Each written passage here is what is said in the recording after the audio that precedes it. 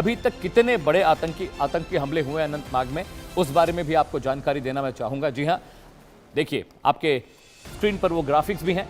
हमला पहला जो हुआ था तारीख 22 अप्रैल 2025 को, यह हमला अनंतनाग में हुआ था। जितने बड़े हमले हुए हैं उसकी बता रहा हूं, और ये इलाका था पहलगाम की बैसरन घाटी, जहां पर आतंकवादी हमला हुआ। जी हां, दूसरा आतंकवादी हमला कहां पर हुआ उसके बारे में मैं आपको बता रहा हूं। दूसरा जो आतंकवादी हमला है, वो ग्राफिक्स भी आपकी स्क्रीन पर आने जा रहे हैं, वो मैं आपको बता रहा हूं। दूसरा आतंकवादी हमला हुआ, वो तारीख थी 13 सितंबर। हमला नंबर जो 2 था वो 13 सितंबर को हुआ, और इलाका था गडोल इलाके में ये हमला हुआ, और वहां पर भी बड़े पैमाने पर कुछ लोग मारे गए, सेना के जवान शहीद हुए, सिविलियंस को भी नुकसान पहुंचा, और इसके अलावा आतंकवादी भी वहां पर मारे गए। जी हां, हमला नंबर 3 जो आपकी स्क्रीन पर मैं आपको दिखाने जा रहा हूं, उसकी डिटेल मैं आपको दे रहा हूं। तारीख 10 जुलाई 2017 थी, इलाका था अमरनाथ यात्रा का। जी हां, अमरनाथ यात्रा पर भी आतंकी हमला हुआ। वहां पर कोई जवान शहीद नहीं हुआ, लेकिन वहां पर एक जो आतंकवादी थे उनको मार गिराया गया। जी हां, इसके अलावा देखिए अगला जो इलाका था वो अमरनाथ यात्रा का था, यहां पर हमला हुआ, और इसके बाद अभी तक कोई हमला नहीं हुआ था। लेकिन अब आज दोपहर 12:30 बजे जो हमला हुआ है वो अनंतनाग के लाल चौक पर हुआ है, जहां पर हेड कांस्टेबल शहीद हुए हैं। एक खास पैनल मेरे साथ दर्शकों जुड़ रहा है, उनके जरिए हम आज की डिबेट की शुरुआत करने जा रहे हैं। जी हां, स्वागत कीजिए कर्नल संजीत सिरोही साहब का, डिफेंस एक्सपर्ट हैं सर, आपका बहुत बहुत स्वागत है। एनके सूद साहब मेरे साथ हैं, the former raw officer, sir आपका भी बहुत बहुत स्वागत है। अरविंद जैन साहब मेरे साथ हैं, फॉर्मर डीजीपी हैं यूपी के, सर बहुत बहुत आपका भी स्वागत है। इरशाद अहमद खान लीडर हैं पाकिस्तान मुस्लिम लीग नवाज के, आपका भी बहुत बहुत स्वागत है। और आशिक मीर मेरे सहयोगी अनंतनाग पहुंचे हैं, और अनंतनाग से वो लगातार रिपोर्ट्स हम तक पहुंचा रहे हैं। सबसे पहले आशिक मैं आपके पास आ रहा हूं, मैं चाहता हूं कि आप सुबह से निकले हुए हैं, और मैं ये जानना चाह रहा हूं फिलहाल क्या अपडेट आपके पास है, इलाके में सर्च ऑपरेशन की क्या स्थिति है, और क्या इस बारे में दरियाफ्त मिल पाई है कि आतंकवादी कहां गया? देखिए अमित, बिल्कुल इस वक्त हम दक्षिणी कश्मीर के अनंतनाग के उसी लाल चौक के पास है, जहां पर यह घटना जो है आज 12:30 बजे दोपहर के घटी। और इस वक्त की तस्वीर जो है बिल्कुल डिफरेंट है, क्योंकि लगातार यहां पर सुरक्षा एजेंसीज की टीम्स जो है वो पहरेदारी कर रही है। दुकानें इस वक्त बंद है, क्योंकि अफरा तफरी का माहौल जो है इस वक्त अनंतनाग में मचा हुआ है, और लगातार इसी तरह की कोशिश जो है यहाँ पर आतंकियों के द्वारा की जा रही है। यहां से मेरे वीजी फिरोज आपको दिखाएंगे, बिल्कुल ये वही घटना स्थल है जहां पर आतंकी जो है AK-47 राइफल हाथ में लिए जो है पुलिस कांस्टेबल आशिक हुसैन पर गोलियां चलाता है। और बिल्कुल यहां पर जितनी भी जम्मू कश्मीर पुलिस की हाई रैंक ऑफिशियल्स है वो इस घटना स्थल पर पहुंच गए हैं, जो कि जांच कर रहे हैं, जो कि इन्वेस्टिगेशन कर रहे हैं। फिलहाल इस एरिया के जितने भी CCTVs है उनको जो है उनकी मॉनिटरिंग हो रही है, और ये देखा जा रहा है कि आखिरकार आतंकी किस दिशा की तरफ बढ़ गया है। और हाथ में इसके AK-47 राइफल थी, जो कि इसने एक पॉलिथीन में छुपा के रखी थी, और बिल्कुल इसी जगह पर जब वो फायरिंग करता हुआ नजर आया तो उसके बाद यहां पर अफरा तफरी का माहौल बना, और दुकानें अभी भी बंद है।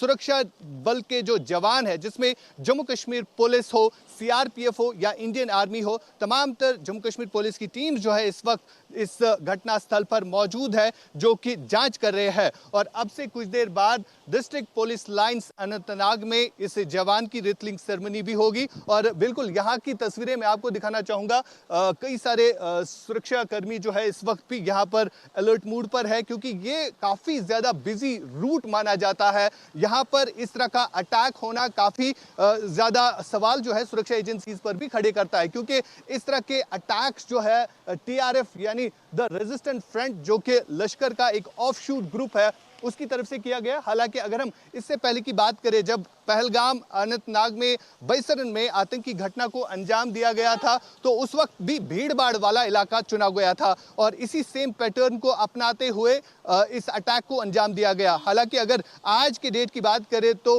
काफी ज्यादा रिफॉर्म जो है यहाँ पर सुरक्षा एजेंसीज ने किया है। उस अटैक के बाद CCTV सर्वेलेंस बढ़ा दिए गए हैं, और इस वक्त जो अमरनाथ यात्रा चल रही है, और उस यात्रा के बीच पहले ही सुरक्षा एजेंसीज को यह अंदेशा था कि पाकिस्तान में बैठे जितने भी आतंकी संगठन है वो किसी बड़े अटैक की प्लानिंग कर रही है, और उसी प्लानिंग के तहत जो है आज का यह अटैक किया गया। ठीक है अमित, आशिक आप प्लीज मेरे साथ रहिएगा। दर्शकों और पैनल भी मैं कह रहा हूं सर, ये मेरे सहयोगी आशिक मीर हैं, ये सुबह से इस खबर को ट्रैक कर रहे हैं और उस इलाके में पहुंचे हैं जहां पर ये आतंकवादी घटना हुई है, हमला हुआ है, जहां पर एक हेड कांस्टेबल साहब शहीद हुए हैं। सबसे पहले कर्नल साहब मैं आपके पास आ रहा हूं। कर्नल संजीत, इट्स वेरी बहुत दुखद है और जब सुबह ये घटना हमने सुनी तो बहुत तकलीफ हुई कि हमारा एक जवान शहीद हो गया। लेकिन वैली में पहलगाम में जो आतंकवादी हमला हुआ था उसके बाद ये आतंकवादी हमला हुआ है अनंतनाग, शोपियां, गांदरबल, वैसे बहुत सेंसिटिव इलाका है सर। टीआरएफ ने हमले की जिम्मेदारी ली है। इस हमले को किस तरह से आप देखते हैं, आप कैसे रीड करते हैं इसको सर? अमित जी, जय हिंद। बहुत बहुत धन्यवाद। जय हिंद सर। आपने अपने चैनल पे मुझे आमंत्रित किया और एक खास मुद्दे और बड़े संवेदनशील मुद्दे पे बात करने के लिए। देखिए, ये बड़ी दुर्घटना, बड़ी जो ये दुखद दुर्घटना है और हमारा जवान जो शहीद हुआ है वो पूरे देश के लिए बहुत शोक की बात है और my sincere condolence to the family. देखिए, ये जो है कोई नई चीज नहीं है कश्मीर के लिए। ये हमेशा जब भी अमरनाथ यात्रा निकलती है तो उस समय इस तरह का टेररिज्म का माहौल बनाया जाता है ताकि जो यात्री है अमरनाथ यात्रा के लिए आए हैं उनको डराया जाए, सिक्योरिटी फोर्सेस को प्रेशर में यह किया जाए और उसके बाद जो है एक तरह की दहशत उस इलाके में फैलाई जाए। पहलगाम के बाद उसके बाद जो ऑपरेशन सिंदूर हुआ था तो काफी एक साल से तकरीबन कश्मीर में शांति थी। थोड़ी बहुत इन्फिल्ट्रेशन बिड होती थी बॉर्डर के ऊपर। वो बैड ग्रुप के जो इनकी पाकिस्तान आर्मी के जो ग्रुप्स हैं वो कोशिश करते हैं फायरिंग करके लोगों को इन्फिल्ट्रेट करने की, लेकिन फिर भी जो है कंपैरेटिवली काफी शांति रही है। Right sir. लेकिन जिस तरीके से हालात जो पाकिस्तान में बदल रहे थे और हम देख रहे थे कि किस तरीके से बलूचिस्तान में, खैबर पख्तूनवा में और पीओजेके में किस तरीके से प्रोटेस्ट चल रहे थे, तो ये तो इस चीज का तो अंदेशा सिक्योरिटी एजेंसीज को था कि कुछ ना कुछ जो है ये वैली में या जम्मू में कुछ ना कुछ तो आतंकी हमला होने वाला और बड़े आतंकी हमले की जो है वो उम्मीद की जा रही थी कि ये बड़ा कोई आतंकी हमला होने वाला है। लेकिन ये है कि चलो ये एक जवान शहीद हुआ है, लेकिन उसके बाद जो है वहाँ की सिक्योरिटी फोर्सेस कोमिंग ऑपरेशन चल रहा है, सर्च ऑपरेशन चल रहा है एंड होपफुली जो है जो टेररिस्ट है उनको आइडेंटिफाई किया जाएगा और उनके साथ भी वही सलूक किया जाएगा जो उन्होंने एक हमारे पुलिस ऑफिसर के साथ किया है। लेकिन इसके लिए जो है ये एक रेड सिग्नल है जो कि हमारे सिक्योरिटी एजेंसीज को अब जो है थोड़ा और ज्यादा अलर्ट रहना पड़ेगा। मेरे को कोई दो राय नहीं है, ना मेरे को कोई शक है कि हमारी ये कोई जो है हमारी तरफ से कोई लापरवाही नहीं हुई है। लापरवाही बिल्कुल नहीं होती, क्योंकि इनिशिएटिव आप देखेंगे तो हमेशा टेररिस्ट के पास होता है। वो जब चाहे जहां चाहे हमला कर सकता है, क्योंकि इतनी इंटेलिजेंस नहीं होती। अगर बड़ा ग्रुप है टेररिस्ट का तो उसकी इंफॉर्मेशन तो इंटेलिजेंस एजेंसीज को लग जाती है कि वो इन्फिल्ट्रेट कर गए हैं, उनको ट्रैक करना भी आसान है। लेकिन मोटरसाइकिल पे आए कोई एक इंसान और आके जो है अंधाधुंध फायरिंग करे और उसके बाद जो है वो जवान शहीद हो जाए, तो ये एक अलग आइसोलेटेड केस तो नहीं मैं मानूंगा इसको। लेकिन फिर भी जो है ये एक थोड़ा हमको सतर्क रहने की जरूरत है और आने वाले समय में हमको ये इस चीज के लिए सतर्क रहना है कि कोई बड़ा हमला भी अंजाम दिया जा सकता है, क्योंकि जिस तरीके से हालात जो है पाकिस्तान में चल रहे हैं। और ये रेजिस्टेंस फ्रंट है, ये कुछ नहीं है, ये एक प्रॉक्सी है लश्कर ए तैयबा का।